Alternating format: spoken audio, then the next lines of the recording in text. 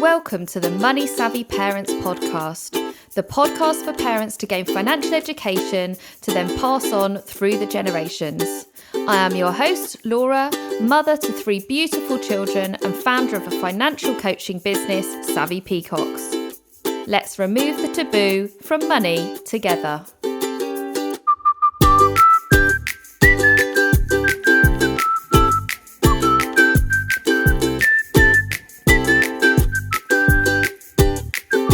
Hello and welcome back to the podcast for episode 30, and I need to tell you all before we dive in that this will be the end of season 1. I am going to start a new season.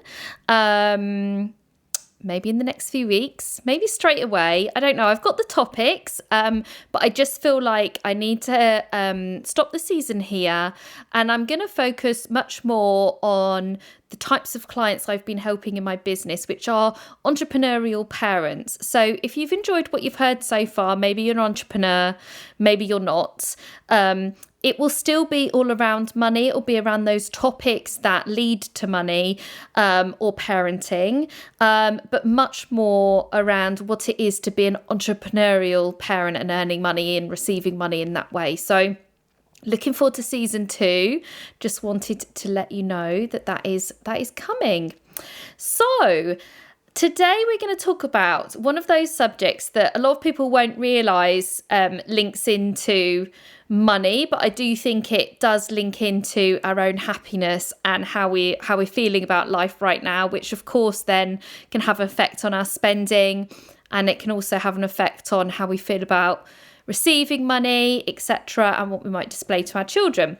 So let's delve straight in and hear that question from the audience and get stuck into the subject. I need to do something to make my family value me more and start putting myself first. How can I best start off on the right foot? So, first of all, I need to tell you that thank you for asking that question, because you are definitely not alone. In actual fact, I'm sure that most mothers, let's say most parents, but particularly mothers, could say that they've experienced this feeling where they're not being prioritised, they're not prioritising themselves. Maybe some family or possibly friends are working against them, shall we say. Maybe they don't realise what they're doing in their lives. And therefore, that person ends up putting themselves further and further down the pecking order. And the reason why I thought it was particularly important to finish the season on this topic is because I'm a big believer that actually if you put yourself at the top of the tree in your life, whether you're a mother, a father, an uncle, whoever you are, if you put yourself at the top of the tree within your sphere of friends and family, then it can only have a positive effect, because if you're in a great place, others around you will be in a great place. You will be much more appreciated. People will understand where you're at. And if you're top of your game, then potentially others around you will be top of your game. But this is double-sided, because of course you need to make sure you're surrounded by the right people. But the reason this is important is if you can't prioritise yourself, then nobody else will. You know, you've got to practice what you preach and put out to the world what you deserve. You deserve to be appreciated. And if you don't appreciate yourself or put yourself top of that tree in your world, then it's going to be very difficult for anyone else too. So what I've put together is 7 steps of things that I think you can do in answer to your question to get your head around this. And of course, it's not I can't do a one size fits all. Everybody's life is different. Everybody's children are at different ages. We might have a different idea about who does what chores and what impact that has and how involved they are or how involved you are. So I can't do a one size fits all, but my 7 steps will help you with getting your head around this piece of prioritizing yourself and ensuring that others around you respect yourself. So The first step is ownership and acceptance of this. And I think as you've asked this question, you definitely have acceptance of the situation.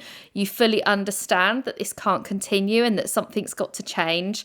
And if you haven't already done so, you need to take ownership of this, because as I've already said, if you don't do this, if you don't take ownership of this, if you don't put yourself at the top of your tree in your life, it reminds me actually of that program, where the big red book, your life in picture. If you don't put yourself at the top of that big red book of life, then nobody else is going to. We've all got to look after ourselves first and foremost. So ownership and acceptance of this is the first step.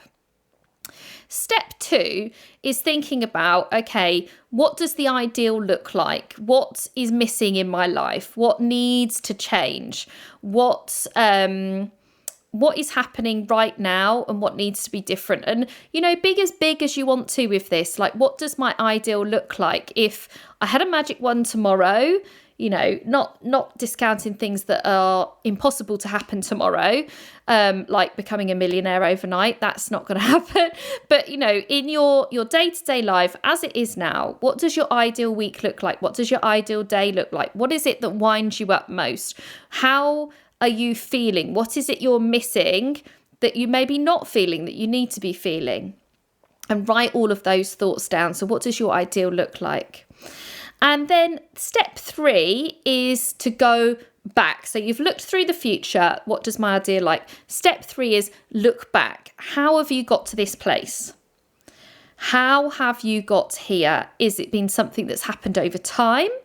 Is there something in your life that has changed? Is there circumstances that have caused this to happen? And what boundaries need to be put in place to avoid it happening again in the future? So if you can identify how you got to this place, was it maybe you had a change in circumstances at work? Maybe it changed when you started to have children. Maybe it changed when your children got to a certain age. Maybe your partner changed jobs. At what point did things start to change where maybe you didn't feel like you were appreciated and therefore you're not happy? So how have you got to this place? What boundaries need to be put in place to avoid this happening again? So if there was a particular trigger, like I say, a job loss or, something that in particular that happened, then thinking, okay, if this happened again, what boundaries do I need to put in place to avoid a relapse once I fix this situation? Now, step 4, I love doing this with my clients. So you can pretty much relate this to anything. But in this circumstance, it's called the 5 whys. And if you haven't already seen, go on to TED Talk and search Simon Sinek, which is Sinek, and have a look up on the 5 whys. Because before you do anything, before you change anything, before you embark on anything, I would always encourage you to look at the 5 whys to really understand, why is this important? What difference will it make? What's the bigger impact? What's the deep down rooted reason why this has got to change? And the reason it's called 5 whys is because if you say to yourself, why is this important? And write that down. And then you're going to keep asking yourself, okay, so why is that important? Okay, so why is that important? And what does that bring? And why? And why? And why? And if you can't do it with yourself, because it is quite difficult, then do it with your best confidant or someone that you really entrust. If you haven't got that person, then book 15 minutes in my diary. I've done this with quite a few people over the years in my previous career and since I started this business. So book 15 minutes in my diary. I'll go through the 5 whys with you. I think it's really important to understand why it's important that this needs to change. Why is it important? Because then you can keep coming back to that. Every time you think, oh, I can't be bothered, or, oh, this is never going to work, or, oh, what a waste of time, or why am I bothering? You can come back to that why it's important, that deep rooted of why it's important. And I can give an example of that because some of the things that I've changed over my life over the last few years, whether that be leaving my husband, doing a financial settlement outside of courts and doing it all ourselves, and starting a business and all those things, has been because I want to display certain habits and certain standards to my children. Every single time, everything I've done has not been, yes, I wanted out of my marriage because I wasn't happy. And yes, I wanted something more from a relationship. Those were definitely some of the reasons. But underneath that, the deep-rooted reason was, I don't want to display to them that this is okay. I want to show them that there is more than this. So that's my deep-rooted why. So just to give you an example. Step 5 is the scary bit. It's opening up the communication with the family around you. And if it's friends that are having an impact as well, then so be it. You need to open up the conversation with them.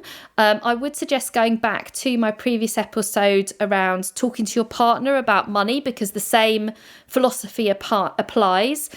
Choosing the place that you do it, choosing the time, making sure that it's not confrontational, making sure that it's very structured, making sure that it's not just all about one thing and that it's about memories and what you want to create moving forward. So go back and listen to that episode, because it might really help when you're going through step 5 of opening up that communication. And then from there, put in a plan that everyone can work towards. This isn't no longer your plan. This isn't just for you to own. This is everybody around you to own. And maybe, if you're feeling underappreciated and something needs to change, then maybe other people in your life feel like that as well. So putting in a joint plan together that works for everybody, that everyone can work towards, is step 6. And then step 7 is sticking to that plan, surprise, surprise, and deciding on how often to review it. So now we've opened up this communication. Can we talk about this once a quarter or every 6 months? Or are we free to say now that we'll call it out if something doesn't quite feel right, based on how we've been feeling and what's important to us and all those other things?